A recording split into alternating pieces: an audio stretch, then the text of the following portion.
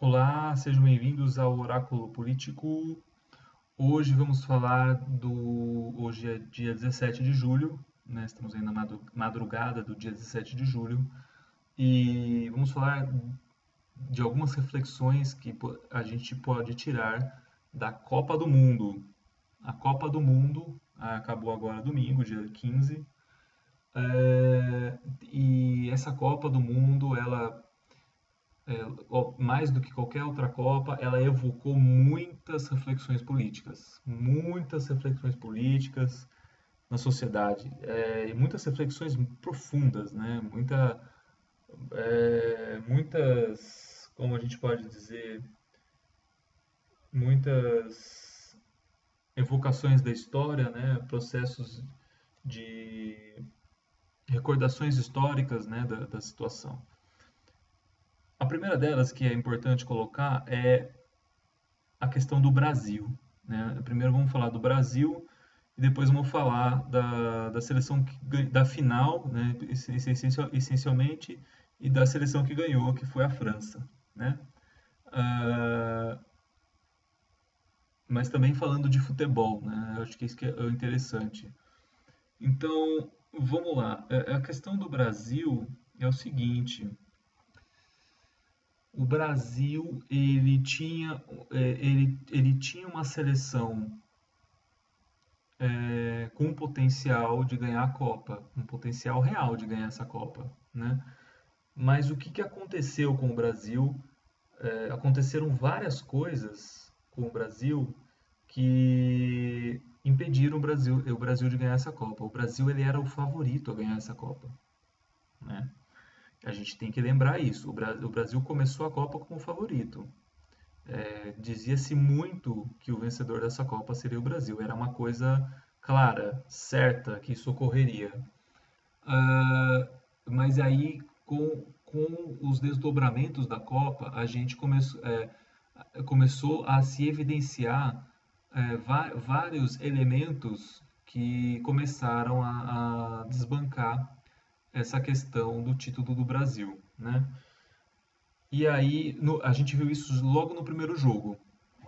No primeiro jogo, o Brasil praticamente ficou como se fosse uma seleção mórbida em campo, uma seleção sem vontade nenhuma, uma seleção que não sabia muito bem o que estava fazendo ali, né? Não, parecia que os jogadores não tinha caído a ficha dos jogadores de que eles estavam numa Copa do Mundo.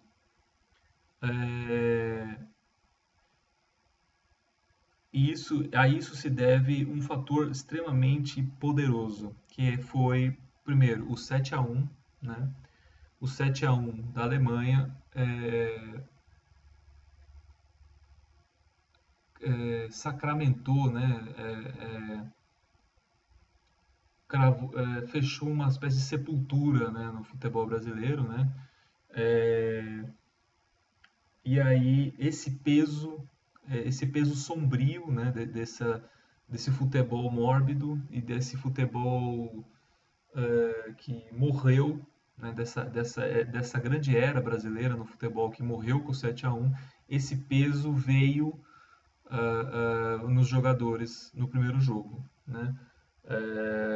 Parecia que aquela euforia das eliminatórias, o que a gente viu foi que a euforia das eliminatórias morreu no primeiro jogo, né? O primeiro jogo matou essa euforia, porque um jogo de Copa do Mundo evoca fez evocar o maior fracasso de uma seleção em todos os tempos, que foi o 7-1, né? Então, esse fracasso, esse fantasma do 7-1, logo de cara encarnou na seleção brasileira. E a seleção brasileira não conseguiu ganhar o primeiro jogo da Suíça, né? E aquilo evidenciou esse caráter mórbido da seleção brasileira. O segundo aspecto que a gente tem que colocar, que é muito importante também, além do 7-1, é o processo do golpe de 2016. E isso é muito importante, não pelo fato em si de ser um golpe político, mas porque a principal força do golpe, ou seja, o chute inicial do golpe, né, ou seja, a explosão inicial do golpe foi a apropriação de uma elite e de uma classe média de direita anti-pobre, uma classe social anti-povo, uma classe social elitista que capturou a simbologia do uniforme da seleção brasileira para si e capturou essa simbologia, transformando-a num discurso ideológico de combate, de pseudo-combate à corrupção, mas que na verdade é um combate ao povo, né? No intuito de que no intuito de que o principal objeto desse ataque era o Partido do Povo. Então, assim, todas essas questões ficaram muito marcadas no inconsciente do povo, ficaram muito marcadas na questão da identidade da população, do povo com a sua seleção, né? É evidente, e isso já vinha vindo de 2014. Então, em 2014, na Copa de 2014, nós assistimos as seleções sul-americanas, como o México, como a Argentina, como a Colômbia, com uma torcida muito conectada com a sua seleção. Uma torcida que tinha cantos passionais, cantos apaixonados por suas seleções, que torcidas que jogavam com a seleção, torcidas que eram verdadeiras camisas 12 dentro de campo, enquanto que a seleção brasileira tinha uma torcida elitista, uma torcida que não sabia torcer, uma torcida que exigia uma vitória como uma espécie de produto pago, ou seja, eu paguei um ingresso caro de Copa do Mundo e eu exijo uma vitória, como se ele, torcedor, não tivesse um papel nessa vitória, que é de empurrar o time, empurrar a seleção. É um comportamento visivelmente elitista, um comportamento visivelmente é, de, de, de uma classe social privilegiada, e aí a gente já estava no processo golpista, né? O golpe ele já estava em mobilização, ele já estava em processo corrente de desenvolvimento. E aquele processo ficou marcado naquela Copa, ou seja, principalmente na entonação de xingamentos da presidente Dilma, né, no momento de abertura em que essa classe média vaiou a presidente Dilma e xingou a presidente Dilma de maneira obscena. É uma classe elitista, né, seja ela de classe média, seja ela alta, uma classe elitista muito obscena, muito agressiva e muito, digamos assim, muito antipovo, antipobre, né? Uma classe social que só pensa nos seus próprios privilégios, né? Essa é a elite brasileira, e a classe média, ela como sendo uma classe trabalhadora domesticada, ela absorve essa mentalidade para si, né? E o que acontece? Esse processo de desconexão do povo, né, na medida em que a elite utiliza uma ideologia para capturar a simbologia do uniforme da seleção e da bandeira do Brasil para ela, num processo que tá demolindo os direitos do povo e que está deixando a população pobre mais pobre e com menos direitos, isso cria raízes no imaginário da população. E isso pesa na camisa da seleção brasileira e, consequentemente, pesa no jogo de futebol. Então, essa sombra macabra do golpe e essa sombra macabra do coxinha que usa a camisa da seleção brasileira veio à tona no primeiro jogo da seleção brasileira, né? Tanto que no segundo jogo, quando o Brasil jogou com a camisa azul, o Brasil jogou melhor. O Brasil desenvolveu o seu futebol. Por quê? Porque a camisa azul ela não foi apropriada pela classe coxinha. Foi a camisa amarela que foi apropriada pela Classe Coxinha. A camisa azul não.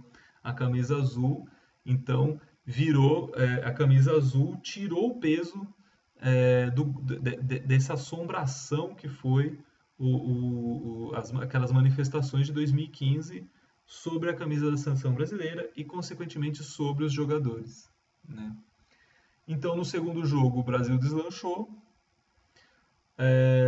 No terceiro jogo, o Brasil jogou muito bem, teve um futebol sólido.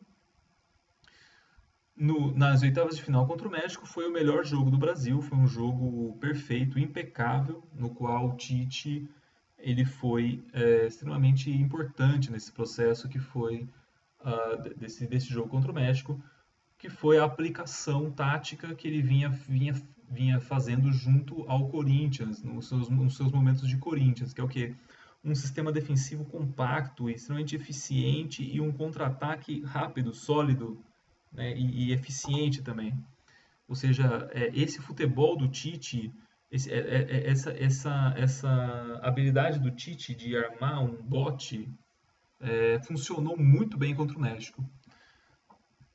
Principalmente na figura do lateral, porque o lateral esquerdo, Marcelo, não jogou esse jogo. E o lateral esquerdo ele avança muito.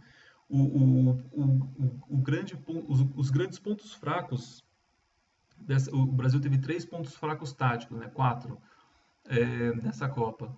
O primeiro, o lateral Fagner, que visivelmente não tinha condições de ser um lateral de seleção brasileira, isso era visível, a começar pela própria altura do jogador, né? Um jogo de Copa do Mundo, o aspecto físico conta muito nessas horas. Então você tem que ter um jogador que tenha um aspecto físico capaz de suportar uma corrida do atacante adversário, uma jogada de bola aérea, você subir para impedir a trajetória da bola, ou seja, todas essas questões pedem um jogador alto na defesa, né? Principalmente e a lateral esquerda e também, e tanto a esquerda quanto a direita.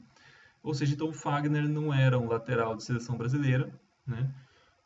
O outro ponto fraco foi o outro lateral, o Marcelo. O Marcelo, ele visivelmente não estava na sua condição ideal de futebol. E já uma figura desgastada, né, na seleção, ou seja, apesar de ser um bom lateral atacante, ele demonstrou uma ausência total de noção de defesa, e isso se evidenciou no jogo contra a Bélgica, que não lembro agora se foi o segundo gol, o primeiro, mas o gol de contra-ataque da Bélgica, que o atacante belga ele chuta a bola e o Marcelo ele não consegue sequer marcar o jogador, não consegue sequer impedir a trajetória da bola, ele simplesmente fica completamente alheio naquela jogada. E o lateral Felipe Luiz, que atuou contra o México, ele foi muito bem. Então, o Tite, no jogo contra a Bélgica, é difícil entender o que passou na cabeça dele, porque ele deveria ter escalado o Felipe Luiz naquele momento, principalmente num jogo em que ele não tinha o Casemiro, que era o pilar do meio-campo, né? Na medida em que você não tem o pilar do seu meio-campo, você tem que tirar um lateral ofensivo e colocar um lateral defensivo. Para quê? Para você reestruturar o seu sistema defensivo e impedir que essas situações que ocasionaram nesse gol da Bélgica acontecessem. Então nós tivemos esses 3 pontos fracos aí, com o meio de campo fragilizado, né, por conta da expulsão do Casemiro, ou do cartão amarelo do Casemiro, perdão. E a gente teve a questão do Neymar, né? O Neymar, que também foi um outro ponto muito polêmico aí na Copa, que foi o quê? A questão do Neymar é o seguinte, né? O Neymar ele é o principal ponto fraco da seleção brasileira. Não pelo fato de ele ser um péssimo jogador ou não. O Neymar é um grande jogador. Ele é um jogador muito bom. Ele de fato é o craque do time e ele é o cara que joga melhor, o melhor futebol do time. A questão o problema do Neymar é que ele é muito imaturo. Ele é muito e ele foi vítima de uma grande injustiça contra ele. Porque essa questão do Neymar cair em campo virou uma campanha que as outras seleções e os outros países criaram contra o Neymar, que a torcida, grande parte da torcida brasileira incorporou. Ao invés da torcida brasileira defender o Neymar, a torcida brasileira aceitou essa campanha contra o Neymar. E o fato de nós termos uma torcida muito fraca, muito fragilizada, muito desconectada com a sua seleção, evoca todas essas questões que eu comentei no vídeo agora há pouco. Ou seja, na medida em que nós não temos mais uma torcida conectada com o seu objeto de identificação, que é a seleção brasileira em si, nós não tivemos uma torcida capaz de proteger o seu craque. Né? Nesse momento, era o momento da torcida proteger o seu craque, mas, né, e fazer uma campanha de defesa do Neymar. Né? E dizer para o Neymar que se ele joga o melhor futebol dele fazendo isso, se isso faz parte da característica desse jogador, então então assim, é melhor ele fazer isso, jogar bem, do que ele não fazer isso e jogar mal, né? Então faltou aí uma identificação essa identificação da torcida com a sua seleção, que não existe mais no caso da seleção brasileira. E aí a gente evoca de novo a questão da CBF, a questão da Rede Globo, que sequestrou, né, a seleção brasileira. Hoje a seleção brasileira, não hoje, né, mas já há muitas décadas, a seleção brasileira é uma propriedade da Rede Globo, ela é uma propriedade dos grandes monopólios esportivos, né? A Nike, a Rede Globo e a própria CBF já é uma instituição totalmente aparelhada com partidos políticos de direita e com a própria Rede Globo, né? A CBF ela é quase que um braço da Rede Globo aí no futebol, ou seja, um monopólio de comunicação que se apropriou do futebol brasileiro, da seleção brasileira e, e explora esse produto como um produto seu, um produto do seu interesse, ou seja, a seleção brasileira é um produto da Rede Globo que ela vende para o povo brasileiro. Ou seja, a seleção brasileira ela está, ao invés de torcer, e aí entra de fato essa relação com a seleção brasileira, né? A seleção de um povo que, ao invés de torcer, ela consome a seleção brasileira como um produto entregue pela Rede Globo para ela, né? E isso é completamente anti-torcer. Então, e isso a gente observa como que a torcida brasileira não torce para o Brasil. A torcida brasileira critica a seleção. A torcida brasileira critica a seleção brasileira. Porque o objeto de identificação não é o de um time, mas sim de um produto que está sendo consumido, né? Esse produto sendo consumido, ele é uma coisa mercadológica e não uma coisa de uma relação natural com o seu time. É diferente do torcedor de um clube, o torcedor do Flamengo, o torcedor do São Paulo, do Corinthians, do Palmeiras, do Santos. É diferente. Ali nesse caso, a gente tem uma relação íntima do torcedor com o seu clube. Ou seja, isso não se estabelece com a seleção brasileira porque, na verdade, a seleção brasileira ela é um objeto da Rede Globo. Então, a Rede Globo ela sequestrou a seleção brasileira e ela vende a seleção brasileira como seu produto para o torcedor, né? Para encerrar a questão da seleção brasileira, depois de tantas reflexões que a gente tem que sempre evocar, né? Tem uma questão que é a questão do próprio futebol brasileiro em si, né? E a questão do futebol, né, de um modo geral. O Brasil ele tem uma escola de futebol que é uma escola ligada à arte, ligada ao subjetivo, né? Então, o drible, ele é uma invenção do Brasil. O drible é uma invenção do Garrincha, né? O Garrincha inventou o drible. Ele, ele cristalizou a essência do drible. E o drible foi inventado pelo Brasil. O Brasil inventou o drible, né? O Brasil inventou um movimento do jogo que não existia, né? E o Pelé, ele foi o grande mestre, o grande mago, um mago maior desse futebol arte, desse futebol drible, que consolidou a arte com a eficiência com a destreza de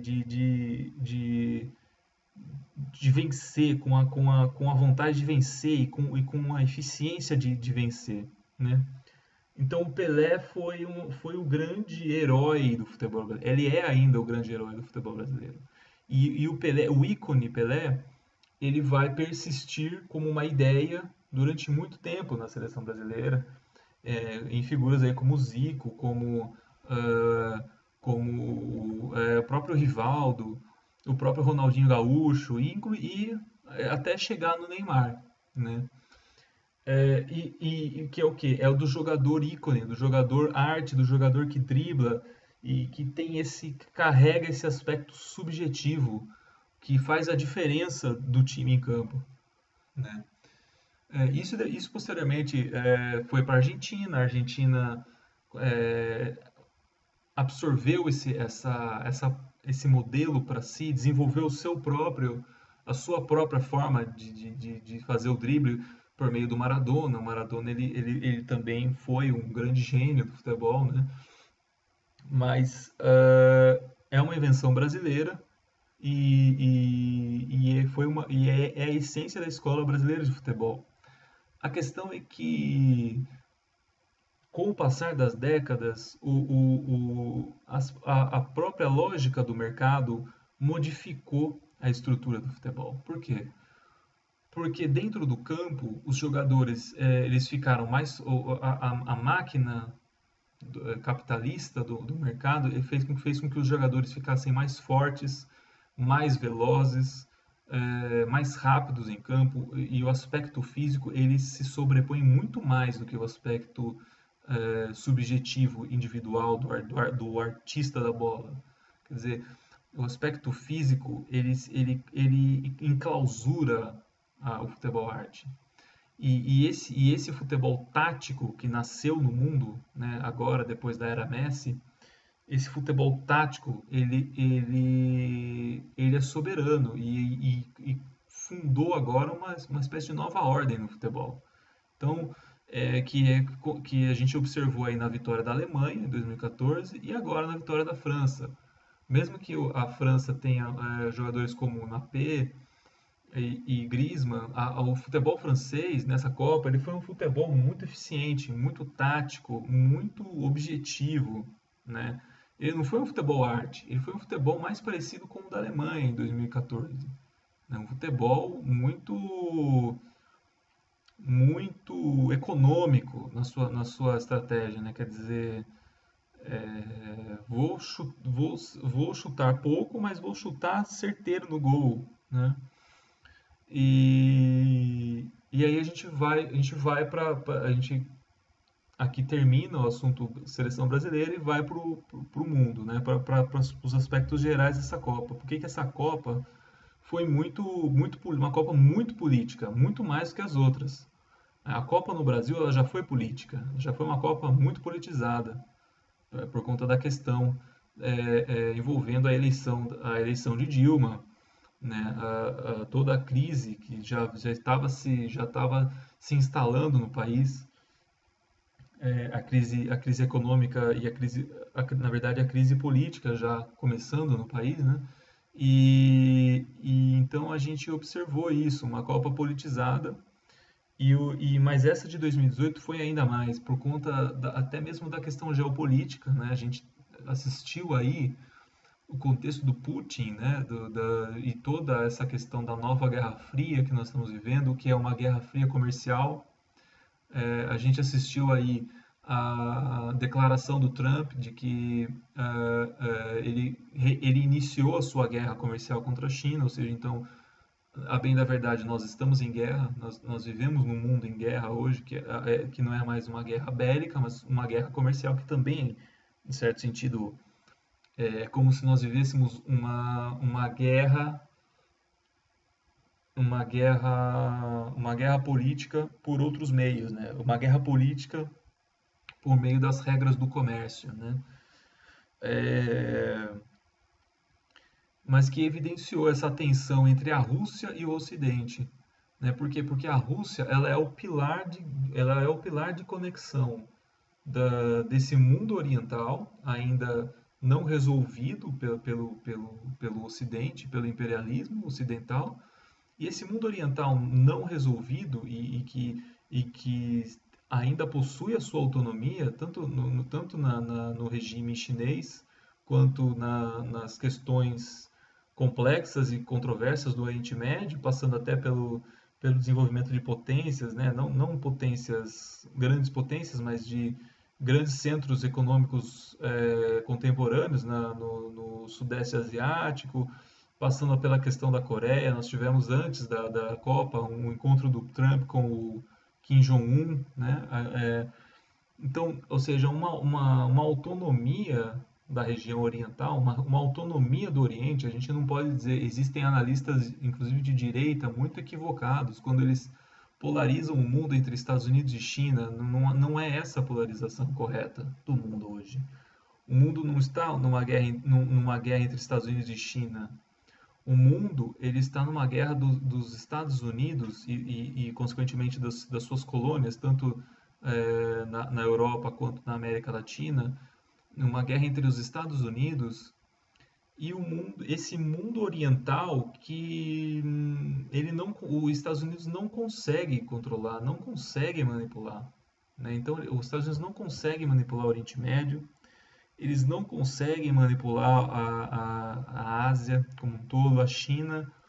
Eles têm medo da China. A China é uma coisa mal resolvida para os Estados Unidos, né? Ou seja, então isso se evidencia na Copa, principalmente pelo fato de que os Estados Unidos ficaram fora da Copa, né? E nós tivemos consequentemente foi uma Copa onde as potências futebolísticas, que são os grandes países do mundo, foram perdendo, foram sendo eliminadas. Então nós tivemos a Alemanha eliminada, a Espanha eliminada, nós tivemos aí a Argentina eliminada, o Cristiano Ronaldo e a sua seleção portuguesa eliminados, o Uruguai eliminado, todos eliminados precocemente, o Brasil eliminado precocemente. Ou seja, então foi uma Copa que essa fragilidade das potências ocidentais se mostrou no futebol, né? E aí a gente observa isso. E a questão do Putin, e a questão da Rússia, voltando na questão do Putin, né? Porque é, o Putin, ele é a essência da situação do mundo hoje. Então, se a gente pudesse selecionar o líder político que mais representa o mundo hoje, a gente poderia colocar o Putin em evidência, porque o Putin ele é um líder carismático, ele é um líder extremamente contagiante para o seu país, para o seu povo, e ele é hoje o principal líder político do mundo. Por quê? Porque ele é um estrategista, ele sabe o que ele faz, ele tem as suas táticas, ele e ele evoca uma Rússia que na verdade é uma Rússia que busca a sua própria autonomia, busca o seu próprio sentido de existir, e isso incomoda o Ocidente como um todo. Então, esse ano foi um ano que nós tivemos a crise entre a Rússia e a Inglaterra, né, a crise diplomática entre a Rússia e a Inglaterra nas vésperas dessa Copa na Rússia. Tivemos declarações do Trump e essa faísca entre Trump e Putin, né, toda essa questão que envolve a própria eleição do Trump. Ou seja, então esse foi um fator também muito, muito importante que se mostrou nessa Copa, né? E a própria seleção que venceu a Copa também demonstra um aspecto político muito importante, porque é, se fosse o Brasil que tivesse ganho a Copa, isso já iria evocar muitas questões políticas, né, por conta do momento político do Brasil e essa necessidade do país, é, digamos assim, de superar o golpe de Estado, vencer a questão do povo vencendo o golpe, né, tipo, superando o golpe. Eu tenho a impressão que uma eventual vitória da seleção brasileira viria a inflamar o povo contra o golpe, viria a fazer transformar o país, criar um estado de ânimo no país, um estado de felicidade no país que se reverberaria contra o golpe, né? Porque o golpe no Brasil, ele precisa desse estado de medo, ele precisa do medo para se instalar. O golpe ele precisa desse estado de perseguição contra a corrupção. Ele precisa desse discurso, dessa narrativa, que é uma narrativa de medo, é uma narrativa de existem pessoas roubando patrimônio e esses heróis aqui, que são o Sérgio Moro e a Força Tarefa, vão salvar o país, né? Esses heróis vão tirar o medo das pessoas, né? Quer dizer, e aí o país, ou seja, eles precisam do medo e da narrativa do medo para fazer o golpe avançar. E uma eventual vitória da seleção brasileira viria a romper com esse medo, traria um otimismo para o país. E esse otimismo, esse estado, essa questão otimista viria a se manifestar politicamente. Então isso poderia potencialmente, é, sendo até, digamos assim, exageradamente, não tão exageradamente otimista, mas isso possivelmente viria a até soltar Lula da cadeia, né? É, mas, voltando à questão da seleção campeã, a gente observa que. E a própria questão da final da Copa, porque a gente observou aí uma final entre um país potência, tanto uma potência econômica, já não tão potência assim, mas um país que é uma potência cultural, uma potência cultural e também um país imperialista, né? Um país que colonizou muitos países na África, né? Tem um histórico aí de atrocidades aí né, na questão da colonização africana e a colonização francesa na África é uma colonização aterrorizante, é uma coisa macabra a colonização francesa na África. A gente tem que lembrar que o Haiti, que é um país que extremamente destroçado economicamente, ele foi colônia da França. E também a questão de que, então, ou seja, você tem a França que colheu esses frutos do seu colonialismo macabro na medida em que os imigrantes desses países colonizados vão para a França, né? Eles buscam na própria França, no próprio país que colonizou o país deles, uma salvação, né? E isso gera um colapso social no país, um colapso cultural, um estado de crise social completa, porque como todo país europeu imperialista, a França também é um país xenófobo, né? A elite francesa é xenófoba.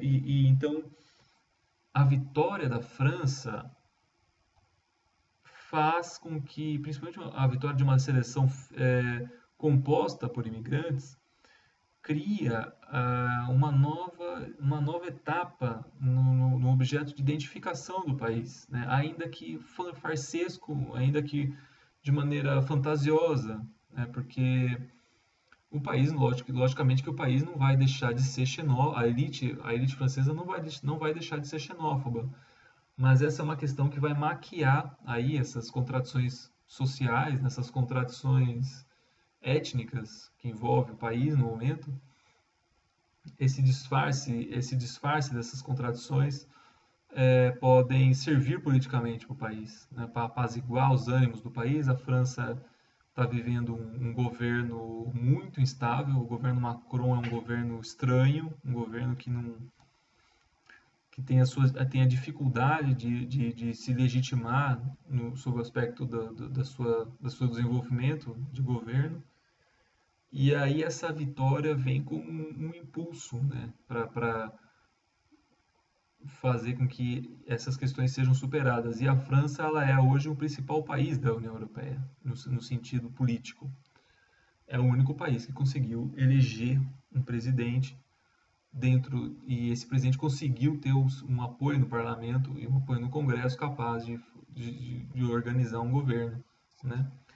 É, o que evoca muitas teorias da conspiração, né? Você imaginar que, por exemplo, a Croácia ter jogado cansada no último jogo, né? O segundo e o terceiro gol da França muito uma espécie de apagão aí na seleção da Croácia, né? Um apagão estranho no goleiro da Croácia, né? Quer dizer, isso evoca teorias da conspiração, né? Lógico que nosso papel aqui não é defender essas teorias, nem negar elas, mas isso evoca teorias da conspiração. Mas tem também a ver com a questão da Croácia, né? A Croácia foi uma grande surpresa e é bacana ver como um país, um país pobre, um país que não é nenhuma potência em nada, é um país extremamente periférico no regime político, é um país que sofre com muitos problemas, tem uma história de guerra aí na separação da Iugoslávia. E aí veio essa questão da extrema-direita, que está latente ali, né, nas elites e na classe média ali desses países. Isso evoca o passado nazista da Europa e como que mas também criou uma espécie de armadilha, né, política na torcida, em partes da torcida, não toda, porque a, as classes pobres do planeta torceram para a Croácia, né?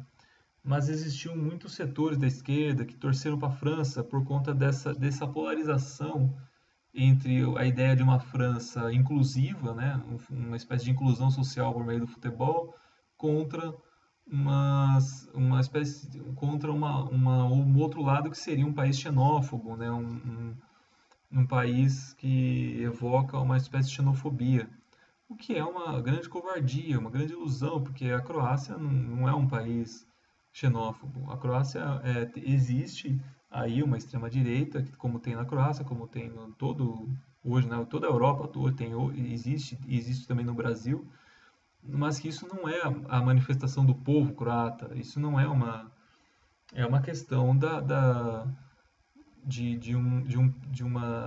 questão da crise política que se manifesta, que faz evocar os desejos mais obscuros da elite e de um pensamento elitista, né?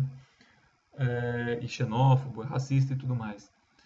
E aí isso não pode ser confundido com a questão de você, de você criar um objeto de identificação como a Croácia sendo um país de extrema direita. Isso não é correto, isso não é legítimo, isso não é nem real, inclusive, porque a, evocando a história, a gente observa que a Croácia ela foi vítima do nazismo. O nazismo, o Hitler ele invadiu os nazistas invadiram a Croácia também, né? Assim como invadiram a França.